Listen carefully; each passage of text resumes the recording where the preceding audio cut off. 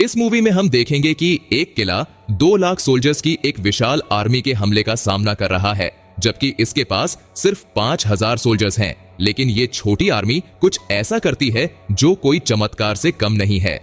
इस मूवी का नाम है द ग्रेट बैटल। मूवी की शुरुआत में हम देखते हैं टैंग एम्पायर के एम्परर ताइजोंग, जिन्हें गॉड ऑफ वॉर कहा जाता है। उसने 2 लाख सोल्जर्स के साथ गोगोरियो कंट्री पर अटैक किया है। गोगोरियो के जनरल यॉन ने ताइजोंग की आर्मी का मुकाबला करने के लिए माउंट जूपल पर अपने 15,000 सोल्जर्स तैनात किए हैं। यॉन की आर्मी में एक बहादुर सोल्जर है सैमुअल, जो अपने भाई के साथ लड़ाई में शामिल है। वहीं एक भविष्य देखने वाली महिला, जिसे कहा जाता है कि वो गोगोरियो के भगवान से बात कर सकती है, वो इस बैटल को ध्यान से देख रही है। शुरुआत में योन की आर्मी को बढ़त मिलती है, लेकिन फिर ताइजोंग की दूसरी आर्मी पीछे से हमला कर देती है और योन की आर्मी चारों तरफ से घिर जाती है। योन की आर्मी को बेरहमी से मार दिया जाता है। सैमुअल और उसका भाई बहादुरी से लड़ते हैं, लेकिन भविष्य देखने वाली महिला पहले ही इस हार को देख चुकी होती है। योन अपनी आर्मी को पीछे हटने का आदेश देता है, लेकिन सैमुअल का भाई तब तक मारा जाता है। योन की आर्मी हारकर वापस लौटती है। सैमुअल अपने मरे हुए भाई को अपनी पीठ पर उठाए चलता है, लेकिन योन उसे बॉडी छोड़ने का आदेश देता है। दूसरी तरफ ताइजोंग ने भविष्य देखने वाली महिला को पकड़ लिया है। उसके पास एक स्पेशल बो एंड एरो है। कहा जाता है कि इसे कोई चला नहीं सकता। ताइजोंग खुद इसे खींचने की कोशिश करता है, लेकिन असफल रहता है। ताइजोंग अपने जनरल से पूछता है कि अगला टारगेट कौन सा होगा। वो उसे बताते हैं कि अगला टारगेट आनी का किला है। आनी का कमांडर यंग जनरल यॉन के आदेश नहीं मानता और देश के लिए एक गद्दार माना जाता है।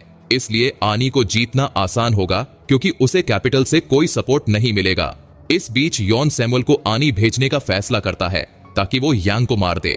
यॉन का मानना है कि अगर यांग ने माउंट जूपल की बैटल में उनकी मदद की होती तो शायद वो ये युद्ध हारते नहीं। सैमुअल को ये मिशन इसलिए दिया जाता है क्योंकि वो पहले आनी का ही निवासी था और किले में आसानी से घुस सकता है। सैमुअल कहता है कि अगर उसने यांग को मार दिया तो आनी के लोग ताइजोंग की आर्मी के खिलाफ कमजोर पड़ जाएंगे। लेकिन यॉन कहता है कि जो लोग यांग को फॉलो कर रहे हैं वो भी गद्दार हैं और उनकी मौत मायने नहीं रखती।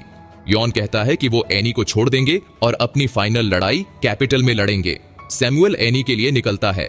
रास्ते में उसकी मुलाकात 2 गोगोरियो के सोल्जर से होती है, जो उसके साथ मिशन में शामिल होना चाहते हैं। तीनों सफर कर रहे होते हैं। तभी वो 2 लोगों को देखते हैं जो अपने काट को कीचड़ से निकालने की कोशिश कर रहे हैं। सैमुअल उनकी मदद करता है और उनमें से एक से यांग का पता पूछता है।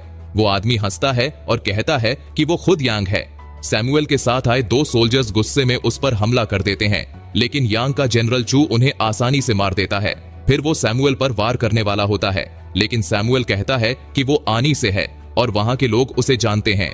यांग चू को आदेश देता है कि वो सैमुअल को कैद कर ले ताकि उससे सवाल पूछे जा सकें।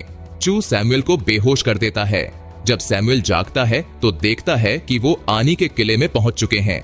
यंग अपने घर जाता है और उसे बताया जाता है कि उसे मार्केट में बुलाया गया है। जब वो वहां पहुंचता है तो देखता है कि उसके 2 सहयोगी आपस में लड़ रहे हैं।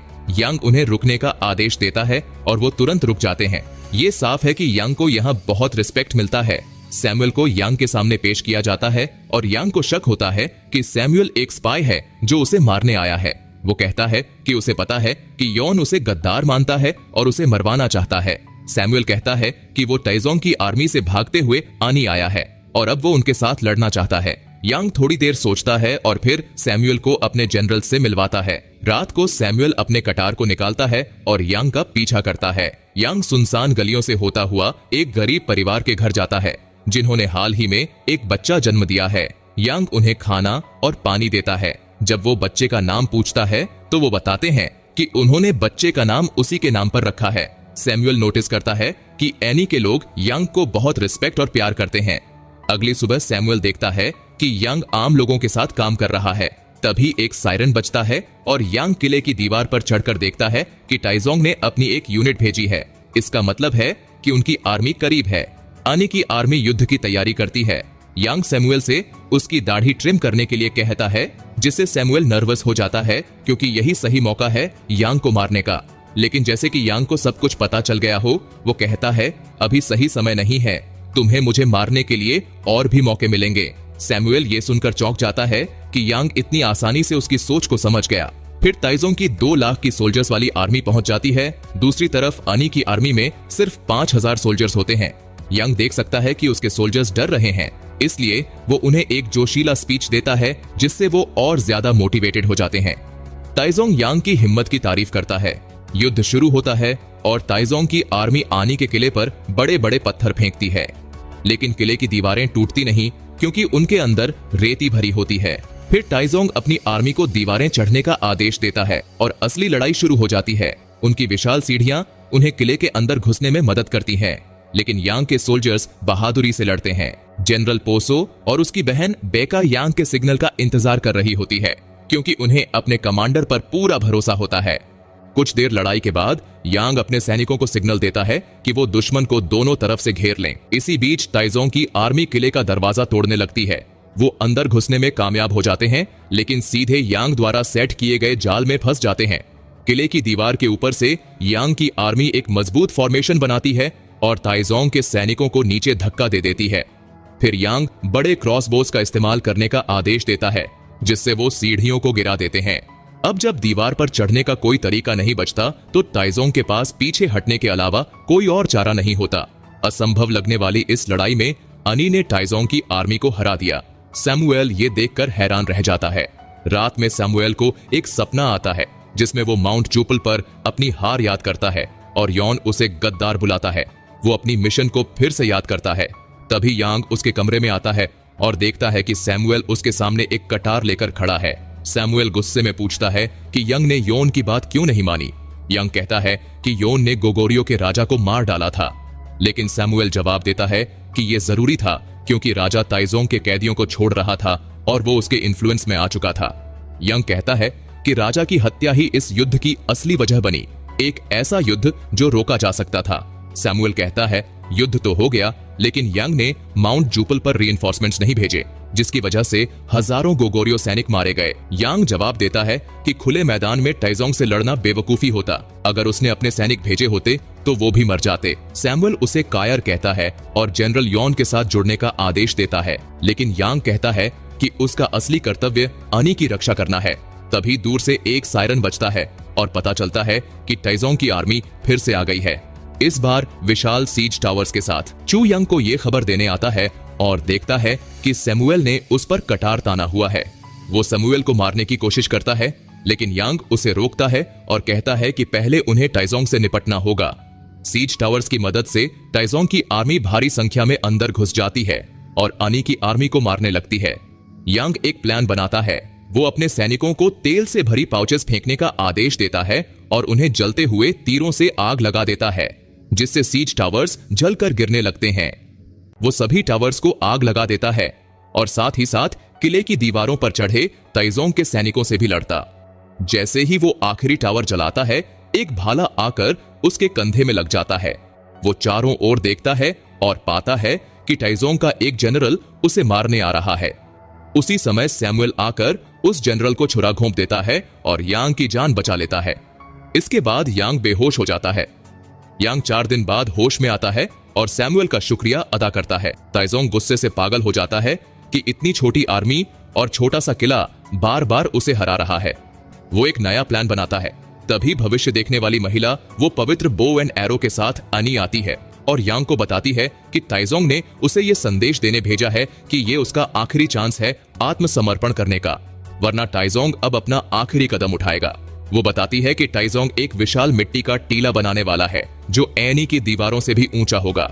इस बार वो इसे गिरा नहीं पाएंगे और न ही उसके हमले को रोक पाएंगे। अगले दिन मिट्टी का टीला बनाने का काम शुरू हो जाता है और ये उम्मीद से कहीं ज्यादा तेजी से बनता है।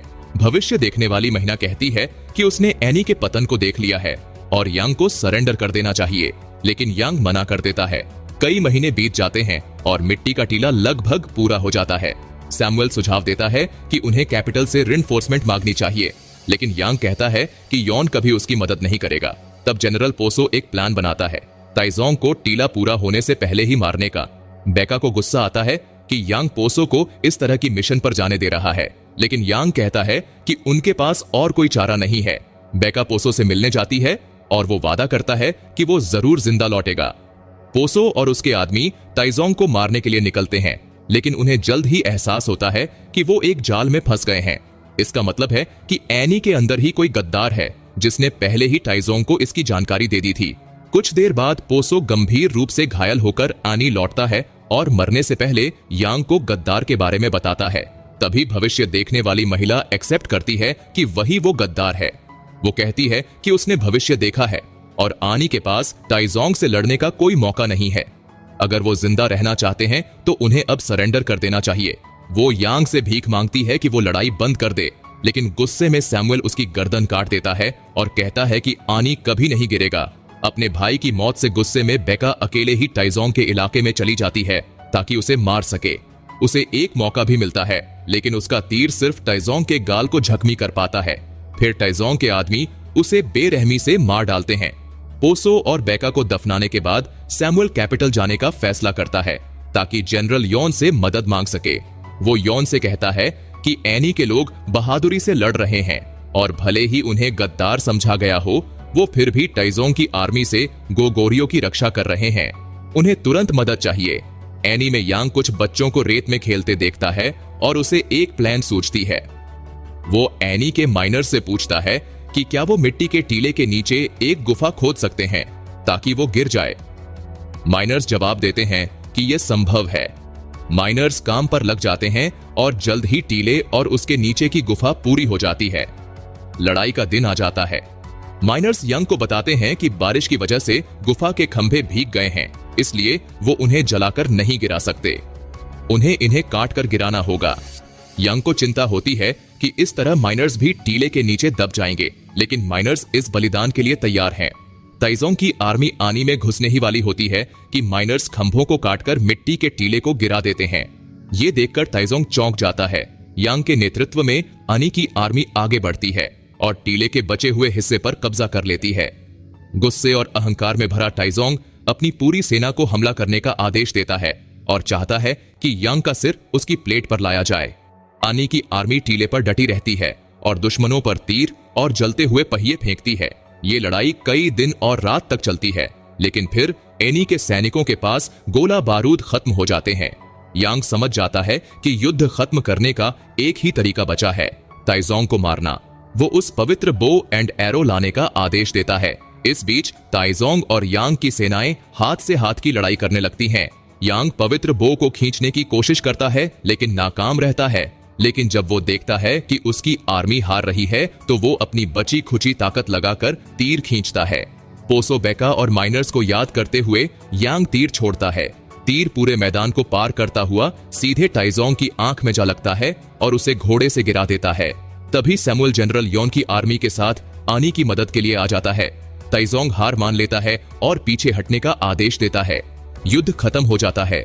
फिर बताया जाता है कि 3 साल बाद टाइजोंग अपनी चोटों के कारण मर जाता है। मरने से पहले वो आदेश देता है कि कोई भी दोबारा गोगोरियो पर हमला न करे। इसके बाद यांग किले के रीबिल्डिंग की देखरेख करता है, जबकि सैमुअल कैपिटल लौटने की तैयारी करता है। सैमुअल यांग को आनी और देश की रक्षा करने के लिए धन्यवाद देता है। यांग कहता है कि उन्होंने ये साथ मिलकर किया। वो सैमुअल से कहता है कि वो कभी भी एनी आ सकता है। फिर वो किले की दीवार से देखता रहता है जब सैमुअल घोड़े पर सवार होकर चला जाता है। और इसी के साथ ये मूवी यही खत्म हो जाती है। अगर आपको हमारा एक्सप्लेनेशन पसंद आया हो तो वीडियो को एक लाइक जरूर करें।